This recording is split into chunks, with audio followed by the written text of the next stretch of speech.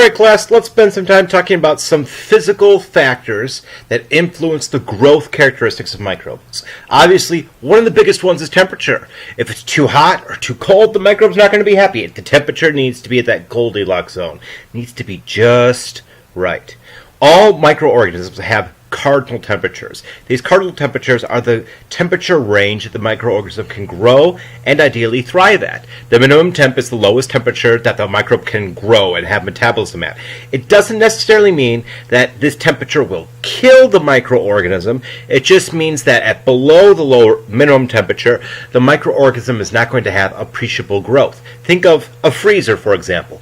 If you put some food in the freezer, you don't necessarily sterilize it, you just reduce the rate of microbial growth to a point that you can preserve the food for a very long time. The maximum temperature is typically going to be a temperature that is going to note the highest upper end for microbial growth, and if this maximum temperature is exceeded, proteins start to denature and break down. Unlike the minimum temperature, where if you go below the minimum temperature, you do not necessarily kill the microbe. If you go above the maximum temperature, generally speaking, you start killing the microbes. This is one reason why boiling and pasteurization are used as methods of preservation, because they can reduce the total number of microbes. So after that maximum temperature is exceeded for a short period of time, the microbe population is decreased, and then the item can be stored on the shelf for a long period of time at room temperature. And then finally there's the optimum temperature. This is the temperature that is in between the min and max temperature, and it's where we have the fastest rate of microbial growth. A good optimal temperature for human beings is going to be 75 degrees Fahrenheit or 21 degrees Celsius. Room temperature, so to speak. We as human beings generally like to be at that temperature. This is the temperature the microbes prefer to be at, so to speak. So let's talk about temperature microbes that can grow at very cold temperatures. These are organisms that prefer it chilly. These are called psychrophiles. They love cold temperatures. They can grow below they need to have a temperature below 15 degrees Celsius for optimum growth. They're capable of growing on snow or below the freezing temp of water. These organisms are obligate in respect to cold. If it gets too warm, they can't grow. Anything above 20 degrees Celsius, and these organisms have their metabolisms shut off and slow down. They can be stored at refrigerator temperatures and will grow in a refrigerator. The refrigerator temperature is the optimum temperature for this microorganism to grow. So, if you see something in your fridge that smells crazy and it's just disgusting looking and there's lots of stuff growing on it, you probably have some psychrophiles in your refrigerator growing on. Now, because human body temperature is much warmer than this, typically 38, 39 degrees Celsius, depending on who you ask, 38.5 degrees Celsius, these psychrophiles, generally speaking, are not capable of growth in the human body because we're well above that 20 degrees Celsius mark. So psychrophiles are almost never pathogenic. They're very rarely pathogenic because we're way too warm for them to grow by definition. So we'll find these guys in outdoor situations that are generally pretty cold. So lakes, rivers, snowfields, polar ice caps, or the deep ocean. Cold places on our planet. Then we have the psychrotrophs. We have the psychrophiles. They love it being cold. The psychrotrophs need it to be a little bit warmer. They still like it chilly, but they don't want it to be too chilly, so to speak. So they can grow slowly in the cold, but their optimum temperature is going to be between 15 and 30 degrees Celsius. 30 degrees Celsius is fairly warm. This is going to be much warmer than your refrigerator. Staph aureus, or Staphylococcus aureus, and Listeria monocytogenes are two examples of microorganisms that can grow at refrigerator temperatures and cause foodborne disease. So if you find something that's growing in your refrigerator, you shouldn't eat it, because you shouldn't always assume that it's going to be a psychrophile. Psychrophiles can grow in your refrigerator, but so can psychrotrophs as well. Psychrophiles aren't necessarily going to be the pathogenic organisms, but psychrotrophs can be pathogenic organisms. So if somebody gets food poisoning from eating food that went bad in the refrigerator, they probably consumed some of these psychrotrophs, e.g. Staph aureus or Listeria monocytogenes. Next up, we have our mesophiles. These like it even a little bit warmer. These are the medically significant microorganisms because they grow ideally at human body temperature. So we have a lower min temp of 20 degrees Celsius, a max temp of 40 degrees Celsius. These are going to be microorganisms that live in temperate conditions or tropical conditions and will often colonize human bodies because we at 38 degrees Celsius are right in that intermediate range between their min and max. Then finally we have thermogenic microorganisms. These thermogenic microorganisms are durable at high temperatures, or thermal for heat. They can survive very short bursts of high temperatures, but generally speaking are normally going to be mesophiles. So you can think of a thermogenic as a special kind of mesophile. These are the microorganisms that generally speaking make it through the pasteurization processes and are going to cause your shelf-safe foods to spoil. Good examples of these are microorganisms that form endospores. So we can think of any bacilli organisms, Clostridium organisms, these endospore forming organisms, or the protozoa that can form cysts like Giardia. These are all thermogenic microorganisms. And then finally we have the heat-loving ones. These are microorganisms that grow above 45 degrees Celsius. Some of them need it at 45. Some need it to be 80 degrees Celsius. Most of them are most eukaryotic organisms, though, even if they are a thermophile, can survive for a long period of time above 60 degrees Celsius. 60 degrees Celsius is pretty hot. That's halfway to boil, or over halfway to boiling. And then finally we have our extreme thermophiles. Our extreme thermophiles can grow from 80 degrees Celsius to above the boiling point of water. How on earth can you have liquid water above the boiling point of water? Well, I'm glad you asked. You can have water reach that 121 degrees Celsius if you put it in high pressure situations. So think of the hydrothermal vents in, let's say, Yellowstone National Park. Old Faithful, for example, the geysers or geothermal springs, where you could have pressurized water underground, and that by pressurizing it, you can heat it up above 100 degrees Celsius. So here's our growth curves of our different microorganisms. We have our cold lovers, our cyclophiles, then we have our cyclotrophs, then we have our mesophiles, then we have our thermophiles, and then we have our extreme thermophiles. A general pattern I want you to get out of this is that the optimum temperature range for these microorganisms is closer to the max than it is towards the min for the microorganisms. The general pattern is we slowly increase the rate of growth until we get to the optimum growth temperature, and then we sharply decrease the rate of growth. This sharp decrease in the rate of growth corresponds to the denaturation of the proteins. Cold temperatures, generally speaking, do not denature proteins. So they just slow down the rate of chemical reactions.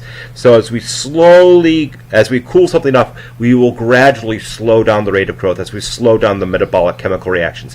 But if we heat up something too much, we'll very rapidly denature the proteins that keep it alive and kill off the microorganism. So let's focus on the mesophiles, the ones that cause most human diseases. Our optimum growth range for mesophiles is 38 degrees Celsius. Human body temperature. The microorganisms that cause disease for human beings have an ideal growth temperature of human body temp. Darn it. Some other physical characteristics that can influence microbial growth include gases. Two very important gases are carbon dioxide and oxygen gas. Oxygen gas, O2, has a huge impact on microbial growth. It's a very, very important respiratory gas, and it's a very powerful oxidizing agent. It's oxygen, and it's that chemical action of oxygen is known as oxidization or oxidizing, the namesake of that molecule. It's such a good oxidizing agent. High concentrations of oxygen. So if we say like 100% atmospheric oxygen is toxic to almost everything. We need to have our atmosphere mostly nitrogen. We as human beings can only survive pure oxygen environments for a very short period of time, and the same is true for microbes. Microbes are going to fall into one of three categories with regards to oxygen. We have microbes that can use oxygen and detoxify it. We have microbes that can neither use oxygen nor detoxify it.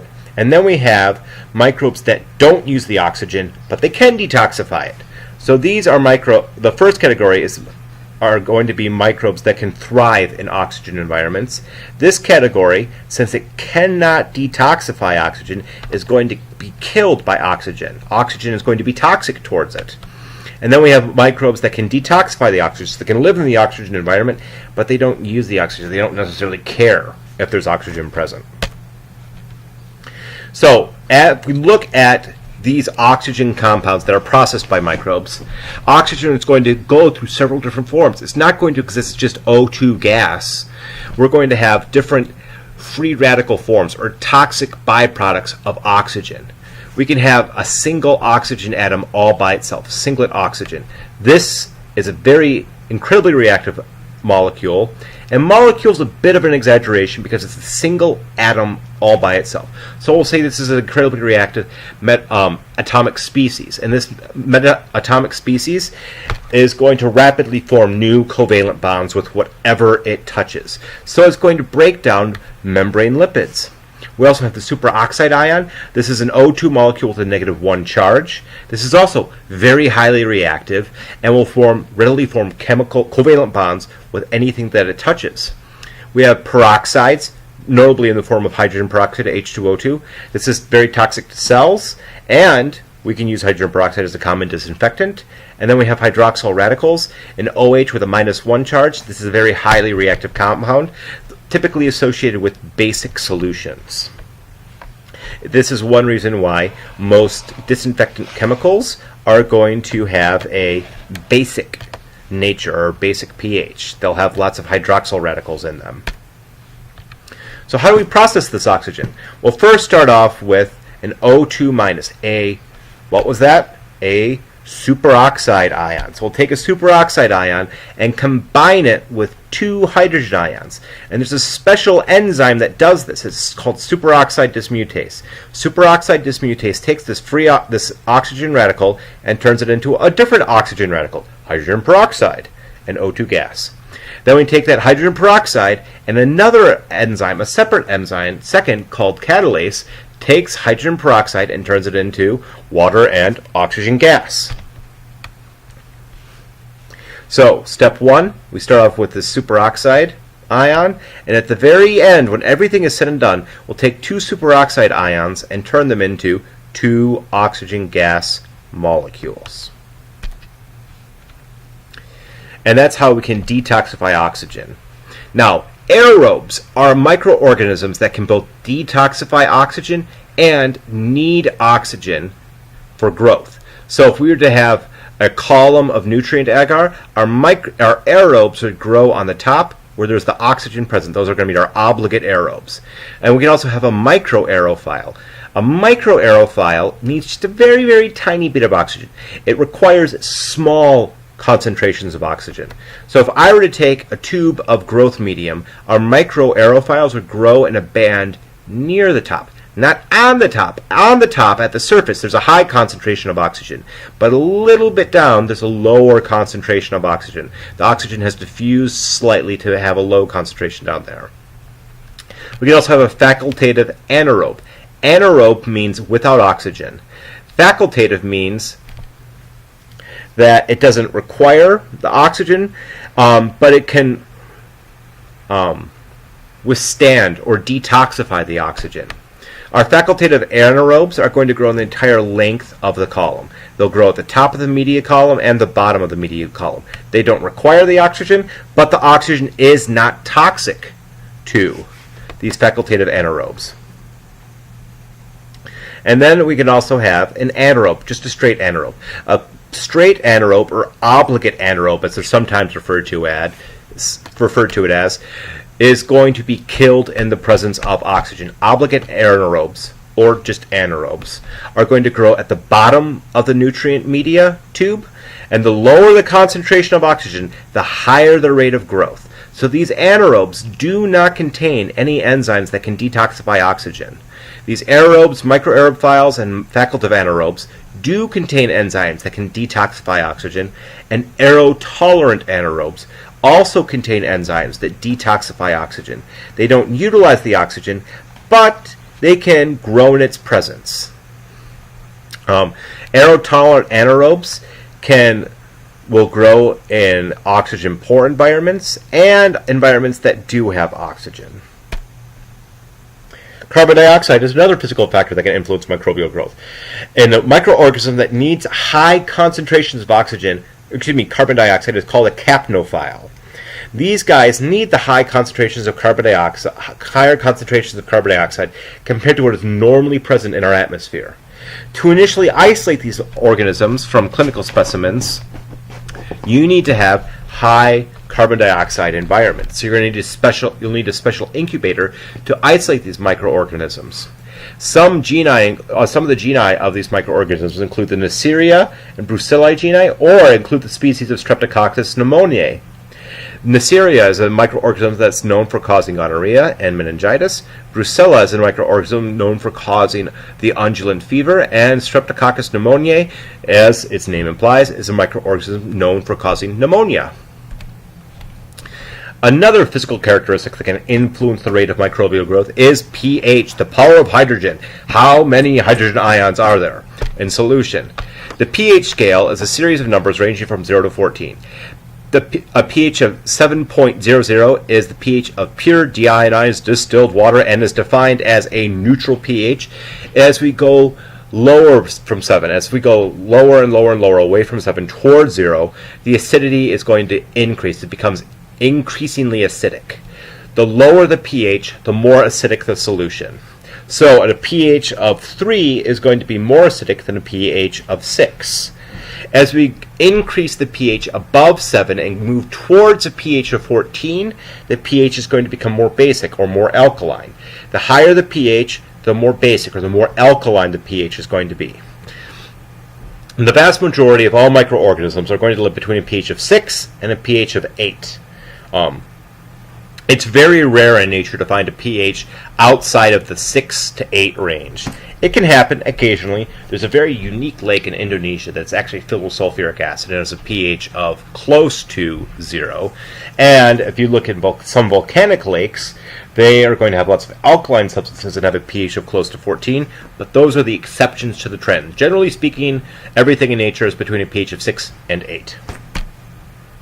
If we have a microorganism that needs an acidic environment to grow, it's an acidophile. It's an acid-loving microbe. Eugellina mutabilis, Thermoplasma, Picrophilus are all examples of acidophiles. They need highly acidic pHs to live, or are capable of living at highly acidic pHs.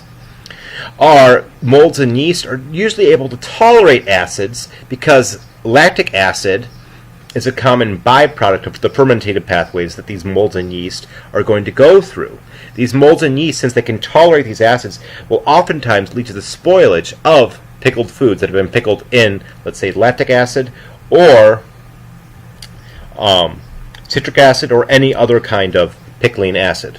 We'd also have the alkinophiles, or the basic loving organisms. They thrive in an alkaline environment. We could have Natromonas or Proteus. These are microorganisms that live in quite alkaline pHs.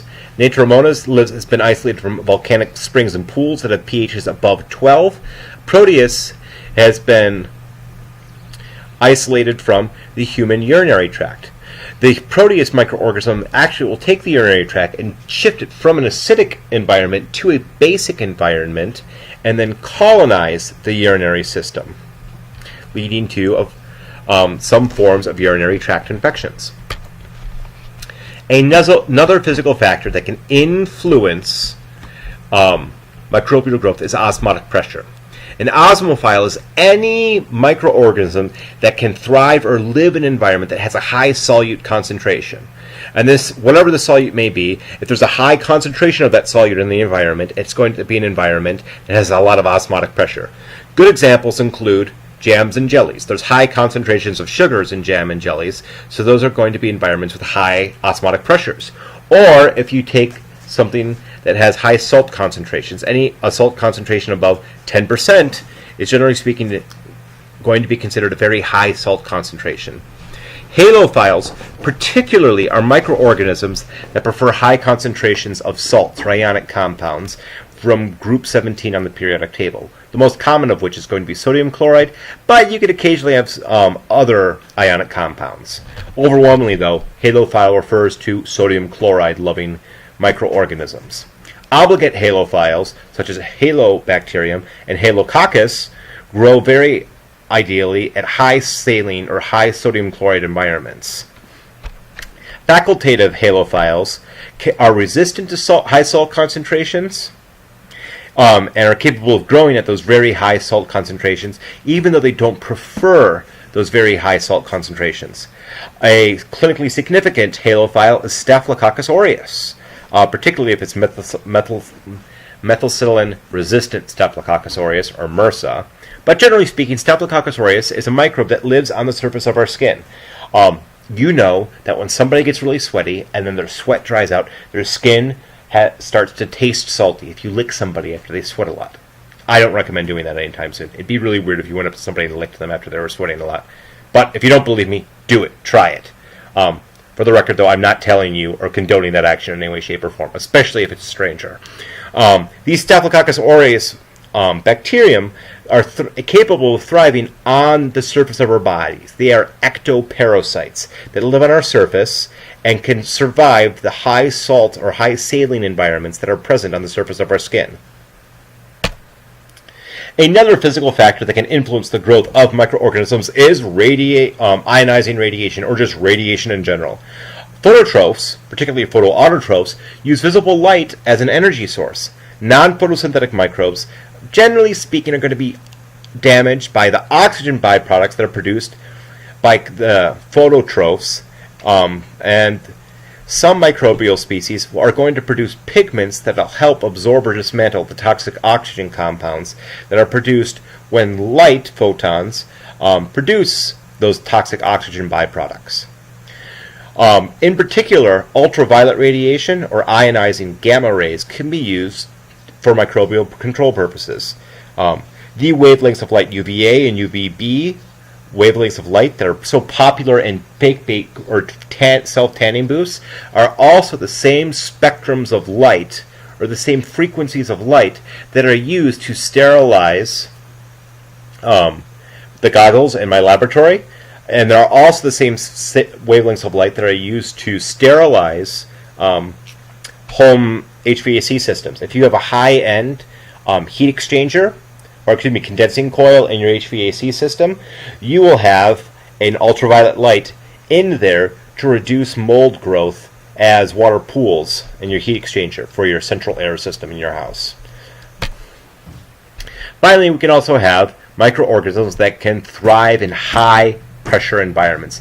Baro is a prefix meaning pressure. Think of the barometer, something that measures air pressure. A barophile is a high-pressure loving microorganism. These are going to microorganisms that can live in several atmospheric to several thousand atmospheric pressures.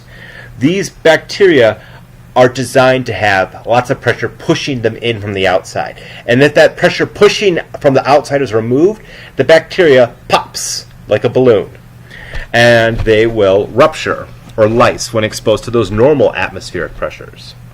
So, concept check class. Which of the following terms describes an organism which can live in extremely salty environments? Would it be a barophile, an acidophile, a capnophile, a thermophile, or an osmophile? If you don't remember, rewind this presentation or flip back in your PowerPoint. 1, 2, 3, 4, 5. The correct answer is E, osmophile. If you have any questions about physical factors that influence microbial growth, please shoot me an email or post them in a discussion board.